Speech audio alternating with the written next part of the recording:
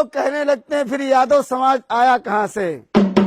बहुत से लोग उल्टी सीधी बातें भी करते हैं, लेकिन हम आपको शास्त्र की बात बताएंगे कि यादव वंश ये कैसे बना था। कहते हैं भगवान श्री कृष्ण की 16,108 रानियां थी, लेकिन 16,100 उनकी गोपिकाएं थी। उनमें से जो 8 थी वो उनकी पटरानियां थी। 8 पटरानियों में जो रुक्मिणी नाम की रानी थी, रुक्मिणी की शाखा में एक प्रद्युम्न नाम का पुत्र हुआ था। प्रद्युम्न से अनिरुद्ध हुए थे, अनिरुद्ध से 4 पुत्र पैदा हुए थे।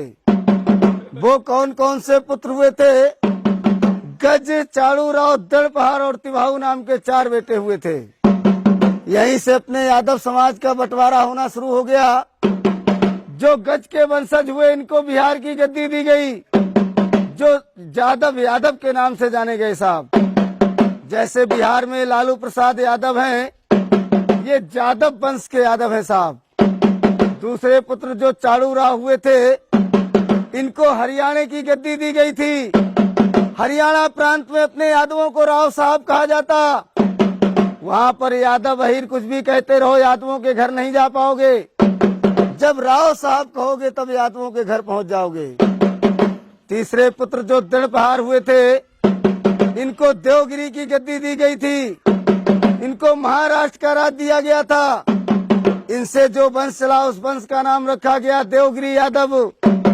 चौथे पुत्र जो प्रीतिभाव हुए थे, उनसे रोहिले यादव यदुवंशी यादव बने थे साहब।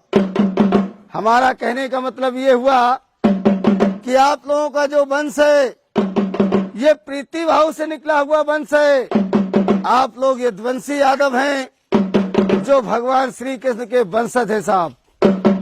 इधर भगवान श्री कृष्ण की दूसरी रानी जामवंती थी, जो जामवंत की पुत्री थी। उससे 2 पुत्र पैदा हुए थे, दृढ़ और श्याम। जो श्याम के वंशज हुए वो जाडेजा यादव, सिंधी यादव कहलाए। और जो दृढ़ से वंश चला था वो डढ़ोर यादव और कमरिया यादव बने थे साहब। जैसे कि मुलायम सिंह यादव हैं, भी कमरिया वंश के यादव है साहब। इधर बलदाऊ जी की शादी राजा रेवत की पुत्री रेवती के साथ में हुई। इनसे निषद उन्मुख नाम के 2 पुत्र हुए। इनको महोबे मध्य प्रदेश का राज दिया गया, जो बनाफर यादव और दौआ यादव के नाम से जाने गए साहब। ये जो अलाउद्दीन थे बनाफर कुली के यादव थे। इधर एक चकेरी का राजा उद्यम घोष हुआ था, जिसका बेटा हुआ शिषपाल घोष। शिषपाल घोष का वध भगवान श्री कृष्ण ने किया था। तब रुक्मिणी को विवाह के ले गए थे, इसलिए शिषपाल घोष से जो वंश चला उस वंश का नाम रखा गया घोषी यादव।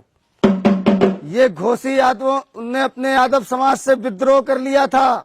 भगवान श्री कृष्ण के वंशों से घृणा मानने लगे थे, इसलिए इनके वंश पे अकाल पड़ गया था।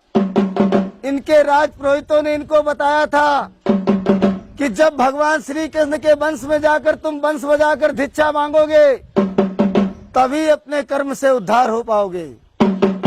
तब से आकर के घोषी लोग वंश बजाने लगे थे। वहाँ से घोषी समाज कहलाया था साहब। ये तो सुनाई वंशावली, कैसे चंद्रवंश बना, कैसे यदुवंश बना, कैसे अहीर नाम पड़ा, कैसे घोषी कमरिया ग्वाला बने।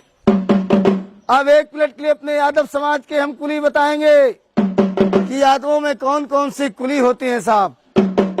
गोत्र तो सभी यादवों का त्रि है, लेकिन कुली सबकी अलग अलग है साहब।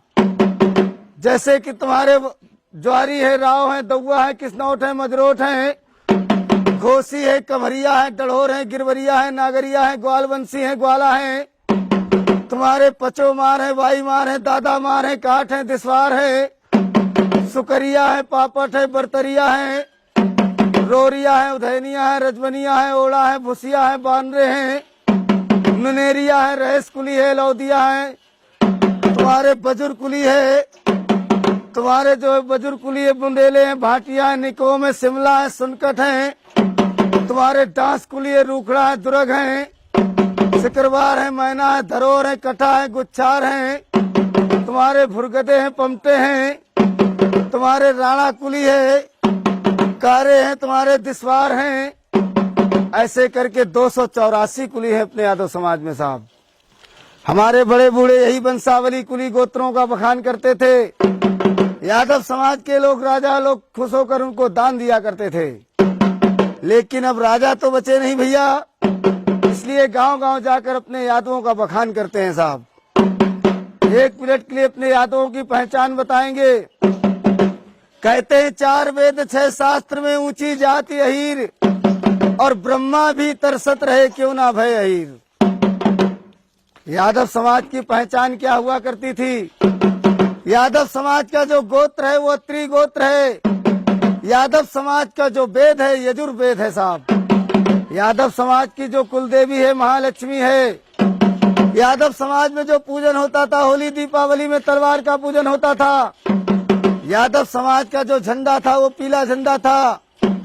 यादव समाज का जो वस्त्र हुआ करता था मोर मुकुट हुआ करता था। यादव समाज के जो गुरु थे वो दुर्वासा सी हुआ करते थे। एक पहचान और है यादवों की। कहते छाती तानत शान से चाहो जहाँ जात शरीर, छाती तानत शान से चाहो जहाँ जात शरीर, मान हान और कड़वचन सह नहीं सकत अहीर। सह नहीं सकत अहीर पड़े चाहे कितनों पिंगुल, सूली पे चढ़ जाए झुके नहीं सिर का सिंगुल। ये विशेष पहचान होती है अपने चंद्रवंशी क्षत्रियों में साहब। लेकिन बहुत से यादव लोग ऐसे भी मिलते हैं भैया जिनके